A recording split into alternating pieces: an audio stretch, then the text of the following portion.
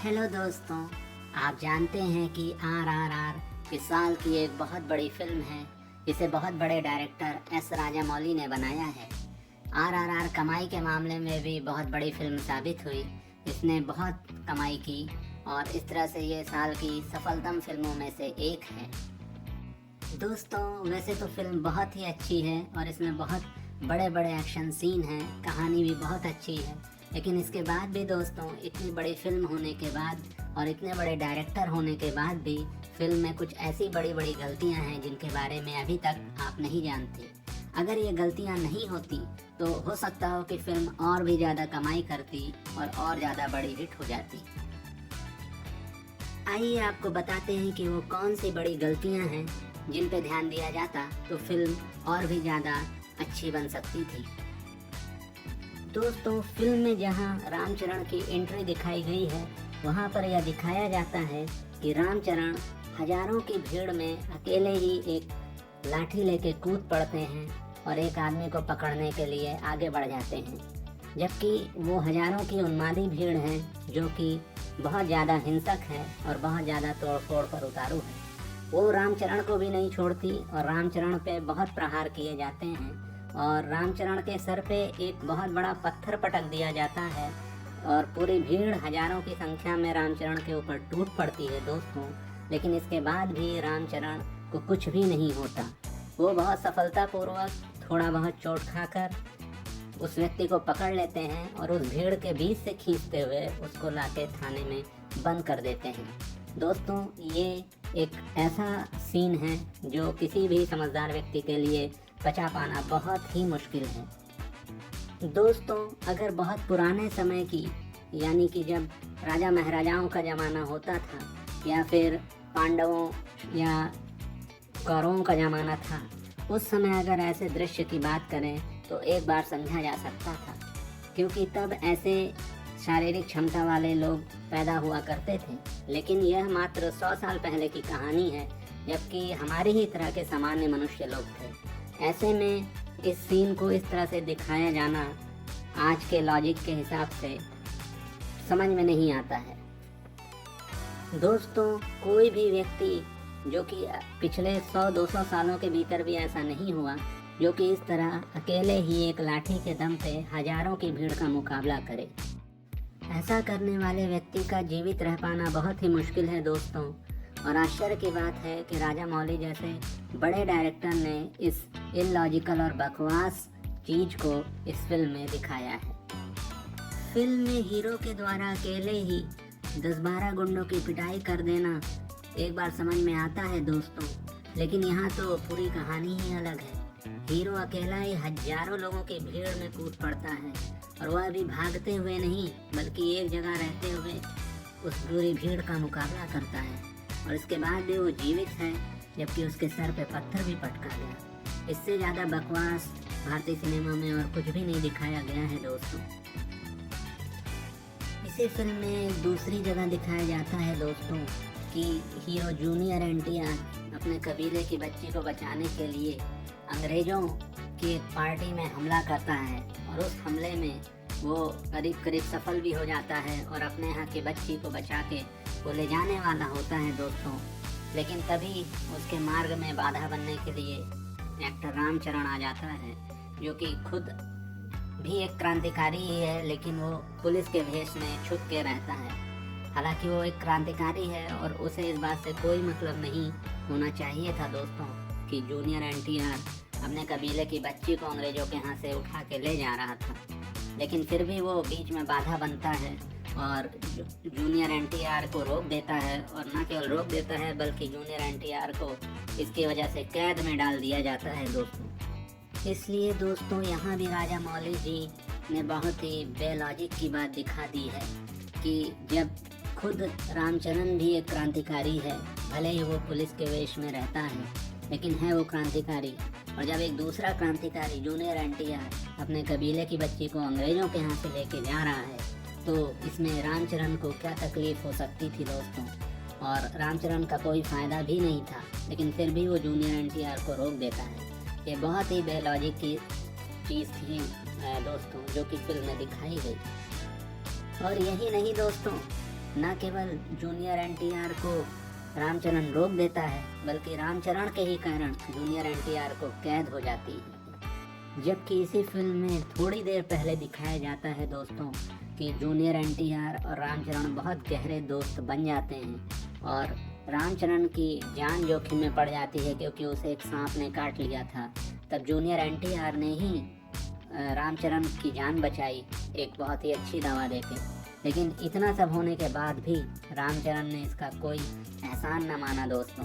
और साथ ही साथ खुद रामचरण भी एक क्रांतिकारी था, लेकिन उस बात की भी परवाह नहीं की और जूनियर एनटीआर को रामचरण ने पकड़वा दिया और अंग्रेज़ों के कैद में डलवा दिया। ये एक बहुत ही बेलॉजिक की चीज़ है दोस्तों, जो कि इस फिल्म में ना दिखाई जाती तो ही अच्छा था।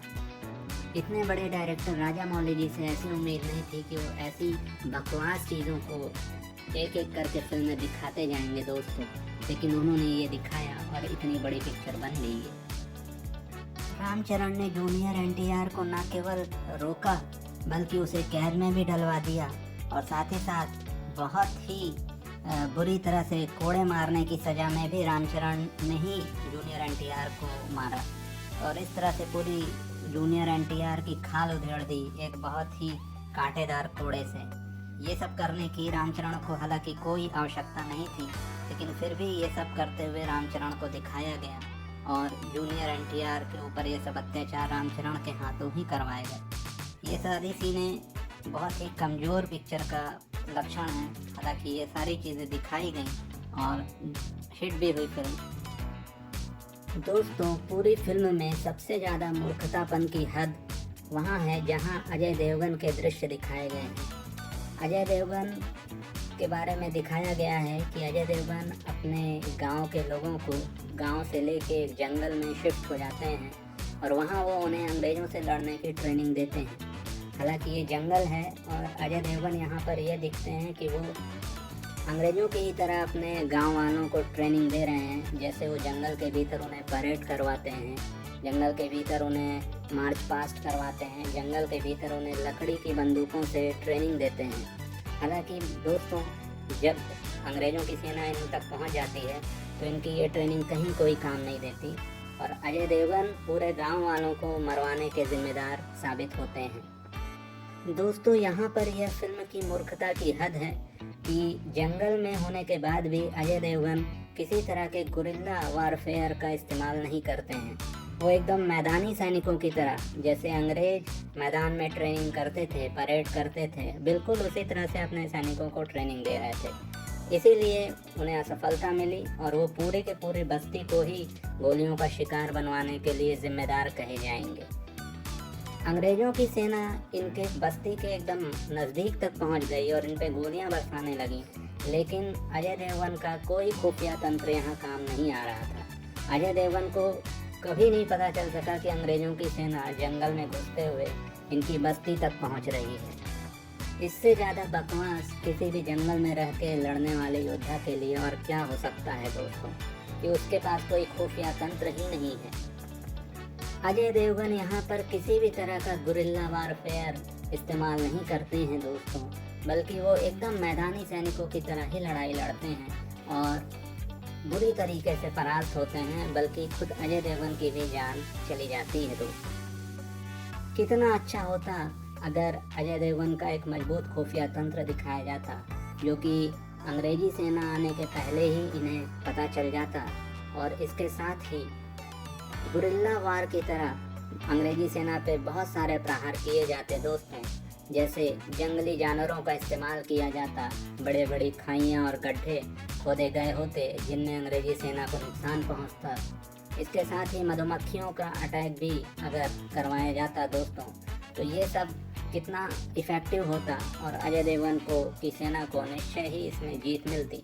लेकिन अजय देवगन तो अब एकदम साधारण लोगों की तरह, मैदानी सैनिकों की तरह पूरा अभ्यास कर रहे थे और इससे अंग्रेजी सेना ने उन्हें चुन चुन के मारा।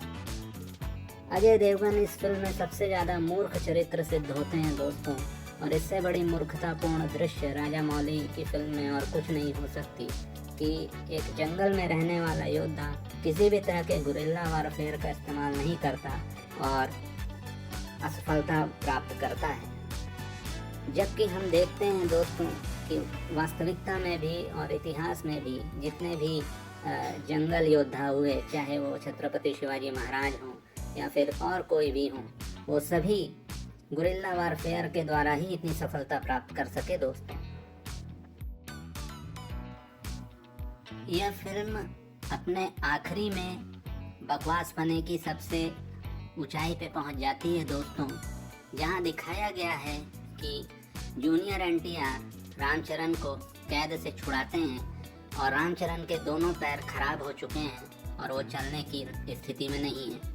तब जूनियर एनटीआर रामचरण को अपने कंधे पर बैठा लेते हैं दोस्तों, और यहाँ तक भी चलिए ठीक था, लेकिन इसके बाद ये दोनों लोग दोस्तों हजारों सैनिकों के बीच से शस्त्रधारी सैनिकों को मारते हुए और उन्हें बुरी तरह से नेस्तनाबूद करते हुए पूरी जेल से भाग जाते हैं, बिल्कुल इसी तरह से दोस्तों। और इतनी ऊंची जेल की दीवार को और गोली चलाते सैनिकों को पार करते हुए ये कंधे पे बैठे बैठे पूरी जेल को फांद जाते हैं। यह दृश्य दोस्तों पूरी फिल्म का सबसे ज़्यादा बकवास दृश्य है, और इससे ज़्यादा मूर्खतापूर्ण दृश्य आज तक भारतीय सिनेमा में नहीं बना होगा कि हजारों गोली चलाते सैनिकों को गाजर मूरी की तरह पार करते हुए इतनी ऊंची जेल की दीवार को फांद कर, और वो भी तब जब एक आदमी के कंधे पे दूसरा आदमी बैठा है और उसी दशा में पूरे जेल की दीवार को फांद जाते हैं। और ऐसा करके ये हजारों सैनिकों को धता बताते हुए ये जोड़ी जेल से फरार हो जाती है। ऐसा बकवास दृश्य दोस्तों आज तक पूरी फिल्म इंडस्ट्री में कभी नहीं देखा गया। बड़ी कुशलता से राजा मौली दिखाते हैं कि एनटीआर के कंधे पे बैठे हुए रामचरण चाकू, छुरी, तलवार, बंदूक सब कुछ चलाते रहते हैं, और एनटीआर भी साथ ही साथ ये सारे हथियार चलाते रहते हैं, जबकि एनटीआर के कंधे पर रामचरण विराजमान है। और ऐसा करते हुए ये लोग पूरी जेल की ऊंची दीवार को फांद कर फरार हो जाते हैं। दोस्तों इस तरह से इस आरआर फिल्म में बहुत सी इलॉजिकल, इररेशनल और बकवास दृश्य भरे हुए हैं, और इसके बाद भी इन पे किसी ने ध्यान नहीं दिया और यह फिल्म बहुत बड़ी हिट साबित हो गई। हालांकि राजा मौली जैसे इतने बड़े डायरेक्टर से यह उम्मीद नहीं है कि वो ऐसे दृश्य वाली फिल्में बनाएंगे, लेकिन फिर भी उन्होंने ऐसे दृश्य बना दिए। खैर दोस्तों, अब अगर आप दूसरी बार राजा मौली की ये फिल्म देखें तो आप ज़रूर इन दृश्यों पे ध्यान दीजिएगा, और इसी तरह और रोचक जानकारियों को जानने के लिए देखते रहिए हमारा चैनल कंटेंट लवर। और दोस्तों अंत में चैनल को लाइक और सब्सक्राइब करना बिल्कुल ना भूलें, और अपने विचार हमें कमेंट सेक्शन में ज़रूर बताएं। धन्यवाद दोस्तों।